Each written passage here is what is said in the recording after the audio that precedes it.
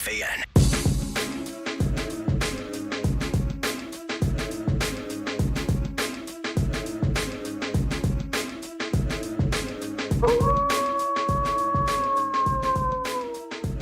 It was feeling like last call heading into Game 3, but the Wolves stood on top of the bar and said, this place ain't closing until we say it's closing, and proceeded to leave the Thunder punch drunk after a whopping 143-101 ass whooping. And just like that, the glass that looked half empty a few days ago is looking a whole lot fuller heading into Game 4. A Wolves win will leave the Twin Cities popping champagne, but a loss tonight could put Minnesota's title aspirations on the rocks. Either way, tonight will prove to be a critical Game 4 in the Western Conference Finals between your Minnesota Timberwolves and the Oklahoma City Thunder. Tip-off is just about 60 minutes away, but for the next 30, we are here bringing you the vibe live from inside the cage here at the Target Center. That's what we do here at the pregame party presented by Youngstedts. Check out their spring savings to save up to $230 on your purchase of a select set of 4 tires. Check it out at youngstedts.com, and we appreciate you for checking out the pregame party. My name is Max Fuller, a.k.a. Max Cauley Culkin, a.k.a. Froey Deschanel, a.k.a. a million other things. And I'm lucky enough to be joined by a man who has as many nicknames as I do, damn near. I mean, Justin Guard, a.k.a. Gardsy, a.k.a. JG, a.k.a. the tasteless box of mashed potatoes. Gardsy got as many nicknames as you got jobs these days. None of them as good as yours. You like Froey Deschanel, huh? I liked my Froey Culkin. Max Cauley Culkin. Yeah, wherever you said. I'm not even sure I said that right.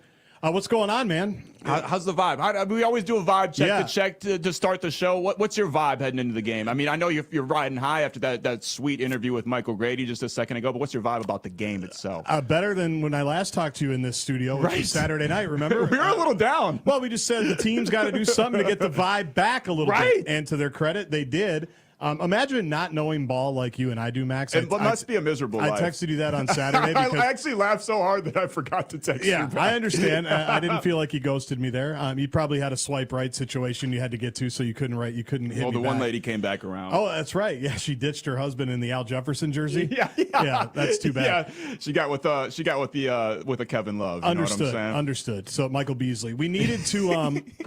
The team needed to do something to get the vibes turned around, and to their credit, they did. And I don't know if I've ever seen a better half in all 3 phases, offense, defense, special teams, than the one Anthony Edwards put on to basically get everybody going the right way in Game 3. And so now what they've done, Max, is they've made tonight interesting. Can you imagine writing the intro that you just did and thinking about what you were going to wear tonight for a down 3-0 pregame party brought to you by Youngstedts for Game 4? I mean, I probably just would have said, welcome to the pregame Exactly, party. right? You wearing all black like it's a funeral. You wouldn't have asked miserable. me to stay. No. There's nothing to talk about. Chris Hine wouldn't be coming up in a couple of minutes, but they put themselves in a situation to have this thing be a series. And now tonight's the biggest game, obviously since Saturday, probably since Game 6 last season against Denver. Right. And now you're going to get the Thunder's best shot. And there's been no good games.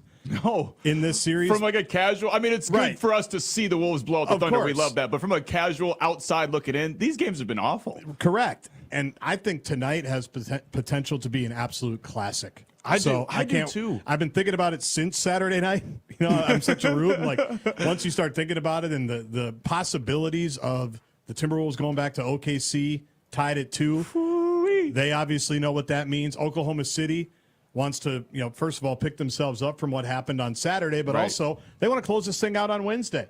And so I think you're going to see both teams' best tonight. I hope so, at least. I might be trying to manifest that, as the kids say, and wish it into existence, but I hope tonight is the classic that you would expect from a conference finals game. I have that same feeling, too, because watching this, I mean, it's been the complete opposite over on the Eastern Conference. Every Knicks-Pacers game has been absolutely awesome. You could make a movie out of each and every game in that series thus far.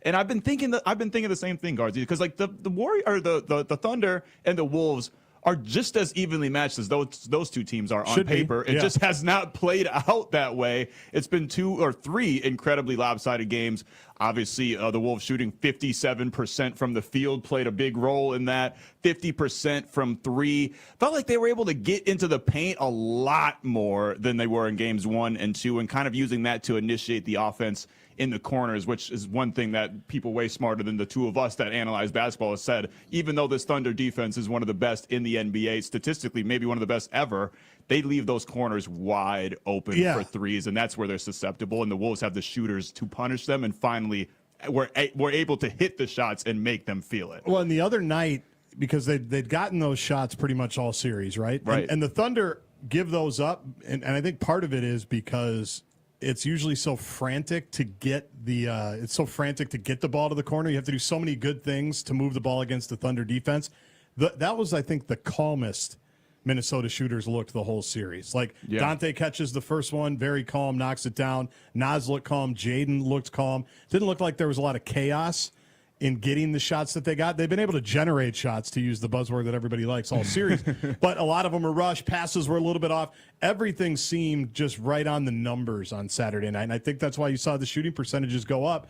And Ant obviously was so good. Yeah. Just how well he was from three. But we talked about it pregame, Max. I thought Ant was dialed in game 2.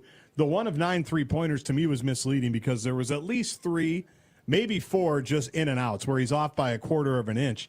And that's why I texted you the first time. Right. Ant was dialed in game 2. The shots just didn't fall. He even said it post-game. He goes, I thought I played pretty well game 2, and he calls it the tray ball. He says, tray ball just wasn't falling. It fell in game 3. He has a big night. Ball game was over essentially by the end of the third. Yeah. I mean, 30 points, 9 rebounds, 6 assists, and Ant had it going early. I think he had something like 16 points just in the first quarter. Well, and I loved the fact, obviously, the long rebound that he tapped to himself twice. Yeah. And then the steal where he just absolutely stole. He just trucked, was it Dort, I think, coming off that screen. He came out of the gate playing with a whole different type of intensity. And it's the rebounding. He had at least 8 rebounds by halftime. And that just tells you that's just activity. That's just being dialed. That's being in tune with everything that was happening. So I would imagine we're going to get that same type of effort tonight because they're going to need it. Like I said, Oklahoma City is going to bring it tonight. It should be crazy. Yeah, this is a team that only lost 14 games all regular season. They're not. I would imagine they have some ungodly record after losses throughout the regular season. Yeah. I bet they bounce back pretty well. So the Wolves are going to need everything and more from guys like Anthony Edwards and Julius Randle, who had a huge bounce back game in Game 3. 9 for 15 for 24 points, and I think even more importantly than that, 0 turnovers for Julius Randle. And it seems like we kind of wondered out loud, would the benching in Game 2 kind of affect his psychology, affect him emotionally, possibly on the court? But obviously he flushed that right away and came out and had the game that Julius Randle needed to have for himself and for the team. And a couple of really tough shots early in that first quarter. Like that first little fadeaway that he had from the right baseline, that was really well defended. That's an 18-foot turnaround fadeaway jumper from a guy that's like 6'10". We usually see him walking right about now, right, from his pregame lift. I saw him going to the workout about an hour ago. I don't know if you saw him when you're doing your own pregame routine. Well, we have the similar routine. I was walking around the track in my jeans. He's putting some weights up. It's no big deal. Everybody's got their own system. But, yeah, to get him off to a good start obviously was clutch, and for him to hit a couple of shots, just see it go through. And then what you see is you notice him, and I don't remember when exactly this was, but there were a couple of defensive possessions where he's out there switching like 40 feet from the basket, and he's D'ing up hard. And you go back to Game 2, like he's losing Chet behind him on baseline dunks. He's losing his guy constantly. It started to look like the beginning of the season when there was a Randall low-light tape on the timeline on Twitter every night. Every single night, yes. And a lot of it was just defensive lapses, right? So you saw when he's dialed in like that and out there guarding 40 feet away from the basket, you know it's going to be a good night for the Wolves. Yeah, and obviously, like you said, it was, yeah, baby, talk about it. Let them know. Wolves fans here fired up at the Target Center, and the game it's still like 45 minutes away, guards. You could just feel the energy in here is palpable. It was as loud as I've ever heard it at the Target Center in Game 3, and imagine if we tie this thing up in Game 4, it's going to be nuts. Do you know how many times we've said recently it's the loudest I've ever heard? I swear it's every time. It just keeps going up, whether it was the Lakers, the Friday and Sunday, I think it was, Games 3 and Games 4, obviously with what happened here a couple of nights ago. they've gotten into it. I mean, the crowd's been good. I guess Pat Bev's going to be in the building tonight. Oh, Those are the rumors. But he keeps saying he's pulling up for Game 4. Nobody with the Wolves knew that. He's not on anybody's list, so I don't know. Somebody got him a +1 because he's coming with somebody, but it goes all the way back to the play-in game with Pat Bev and the Clippers and jumping on the scorers table like that whole season. That's when this building flipped. D'Lo gets credit for that because he called them the quiet-ass fans. I'll always give him credit for that. And he does deserve credit for that one thing and one thing only. And no, he was a good enough player to get us Mike Conley and Nikhil Alexander. True Walker. that. Okay, credit for two things. All right, yeah, a couple of things there. So, but this building, it's been pure insanity here for the last couple of weeks. So they will be, if the team gives them something to cheer about, especially early tonight, they will be Hell ready yeah. to Hootie hoo! We got a guy with a bootleg Hootie Hoo t-shirt. That ain't even That's one right. of the fans. You didn't get a cut of I that. didn't get a cut of that. He had a bootleg one I and like true it. fan. Oh, and Boo! he's with the Always Thunder with this fan. Thunder fan wife. Boo! But I appreciate the Hootie Hoo, brother. Nobody's perfect. Appreciate the Hootie Hoo. Buy the real thing next time. I mean, that's the pot calling the kettle black. Me telling someone not to buy something blue. That's right. Full circle moment here on the pregame party presented by Youngstedts, taking you up to about 7 o'clock ahead of Wolves Thunder Game 4. And this ain't Thunder, pregame. This ain't Thunder fan line here, Guardsy. But if you are OKC and you get your ass just handed to you like that in a way that they haven't throughout the regular season, throughout the postseason, they haven't taken a fat L quite that fat this entire season. How do you even begin to bounce back? Well, I think where it starts for them always is going to be on defense, and they let Anthony, I think, get way too comfortable. Now, credit to the Wolves for finding different ways to get him free and to get him good looks, but I think we're going to see, kind of like the Wolves did with Shea, a lot more attention, blitzing him on the pick and rolls, whatever you want to call it, all the analytics and things that go with it. I think you're going to see the same thing. I think you're going to see them try to do the same thing to get the ball out of his hands. Don't let him kind of dictate the game like he did for really the entire first half. That's how I think they respond. Get back to the aggressiveness defensively, turn the Wolves over a little bit more. And their turnovers the other night were also surprising. Like Shea, like them at the end of the first quarter, just like forgetting they had to get the ball across half court. And they had already burned a couple of seconds. Like that's just like a mental error that you don't see typically at this stage of the season. So I would anticipate they're going to be a lot cleaner tonight, and the Wolves are going to have to be ready for it.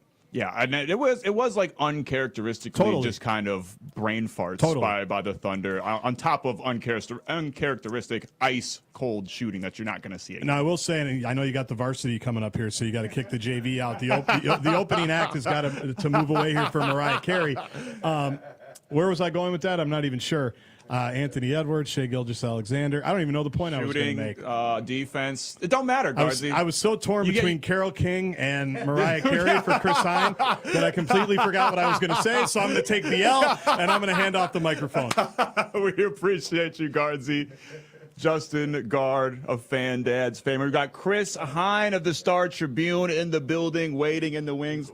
And Andrew Dukowitz as well from ZoneCoverage.com, who's going to join. Yeah, go ahead. Hop on the mic, dog. Couple of elite Timberwolves minds. You guys are both beat writers. You guys are both cover the team night in and night out. What is the headline coming into tonight's game? I think it is that defensive intensity. Everybody was kind of saying how Ant just lit the spark in Game 3. Right. How he came out and was just, from the jump, just set the tone. And we saw Chris Finch say that after Game 1 of the Warriors series, that Ant is the tone setter. He needs to set a better tone after that game. That's what he did in Game 3. So I'll be looking for that. Just how locked in, how intense from the start is Anthony Edwards, and because that feeds down to the rest of the team. Andrew? Completely agree. I mean, Anthony Edwards, I think that was one of the few first quarters that I've ever seen him not really look at the refs, not really trash talk. He was locked in from the start. I mean, the other thing that I think just that has to happen is what we saw last game. Dante has to hit that first three to open things up. Naz has to hit his first three. Nikhil has to be a threat. Those role guys off the bench just have to be there to open things up for Ant so that it doesn't just get sticky and kind of muddy in the paint. Those role guys absolutely showed up in full force in game 3. Naz Reid, 10 points, 8 rebounds. Nikhil had 12. And TSJ was TNT off the bench in game 2, finishing with 15 points. 1 more point more than Shai Gilgeous-Alexander, by the way. I just have to point that out. And bringing a physicality of the offense that was just missing in the first couple of games, I think. He's all gas, no breaks. He also had success against OKC in the past. He was one of the driving forces for the Wolves when they made that huge comeback towards the end of the regular season there. So this is something we've seen somewhat consistently out of TSJ against OKC. Do you think we see more of him in the rotation tonight? Yeah, at least probably the same amount at the very least. I think it's a good time to get him in too at the start of the second quarter when Ant is resting, because I think he can be that kind of driver of downhill offense the same way Ant is. So for 4-5 minutes while Ant is sitting out, it's good to have somebody that can attack the paint with as much ferocity as Terrence Shannon can. Those games he had in the regular season against Oklahoma State, I wonder how much that played into Finch wanting to use him. Yeah. Just that type of aggressiveness to combat the way that Oklahoma City plays them, like that kind of fearlessness and physicality. And honestly, sometimes you need a little more offense on the floor against these guys. Jalen Clark, as good as he's been, not as dynamic of an offensive player right now as Terrence Shannon is, obviously, with all the college accolades he had. But in this series, you need a couple dart throws of guys that are going to score for you, and Terrence Shannon provides that. Yeah, completely agree. I think back pretty often to, I think it was one of the first games TJ played. Finch in the post game just said that TJ plays with violence. And now that's all I think about him. I mean, it's reckless abandon at the rim, looking to like clothesline people on defense when he can. He's a violent player for such a nice dude, which is, maybe that's the key to it. He's like Jeff Hardy out there. I don't know if you guys used to watch wrestling, but every match, it could just be a random match on Monday Night Raw, and Jeff Hardy's going to jump off the top of a ladder through a table. Like, TSJ is absolutely, like, even if he gets 2 minutes, he's going to find a way to dive on the floor for a ball. He's attacking the paint nonstop. Like, the energy is just unmatched out of that kid. Max, you're talking to a gentleman wearing a black-on-black CM Punk hat. So, yes, I did watch Jeff Hardy, and Chris and Andrew is your new tag team. So here we are. In Johnny Athletic's article about Game 3 that I was reading, he kind of mentioned that the Wolves simplified their defense in Game 3. He was talking about how in Game 1 and Game 2 they kind of tried to almost mimic the zone type of defense that the Nuggets were using, and they weren't really used to that type of zone defense. So they said they kind of scaled it back, went back to their defensive calling cards in Game 3. You guys are elite basketball minds. Like, what did you see differently out of the Wolves defensively, like in terms of scheme and strategy? Yeah, it was a little bit of that. It was Jaden maybe going under screens more than he previously had instead of trying to fight over against SGA, essentially daring the Thunder to hit shots from the outside. Game 1, it was interesting. I think the Thunder only took like in the low 20s in 3-point attempts. And I think they were in the 40s in Game 3. And some of that is maybe they're trying to catch up from such a big deficit. But I think the Wolves might be making the bet now of, we're going to try to pack the paint a little bit more. We're going to help in the gaps more. And if that means that the Thunder get open looks from 3-point range, so be it. They're kind of thundering the Thunder. Yeah, almost. exactly. kind of doing what the Thunder are doing to them. And because I think they were just kind of over letting SGA get a runway into the mid-range, which is where he'll kill you. So it's taking away that part of the floor. And if the Thunder hit shots, then tip your cap and maybe make adjustments in the second half or whatever. But I think that's the bet that they're going to take right now.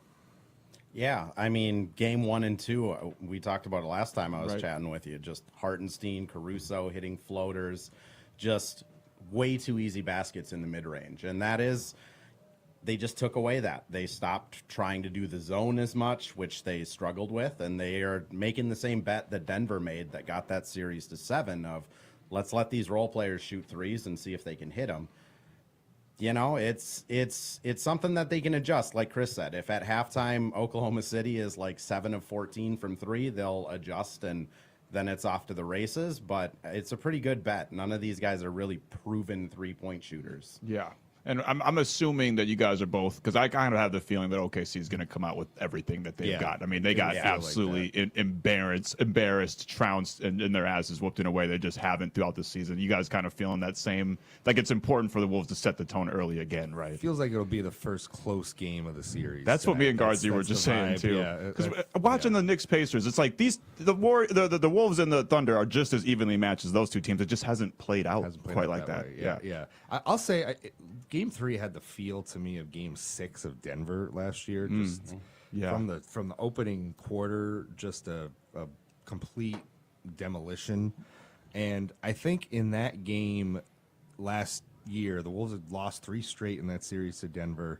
You're thinking that they don't quite have it anymore against Denver, that Denver figured something out or they were just better, whatever it was. Right.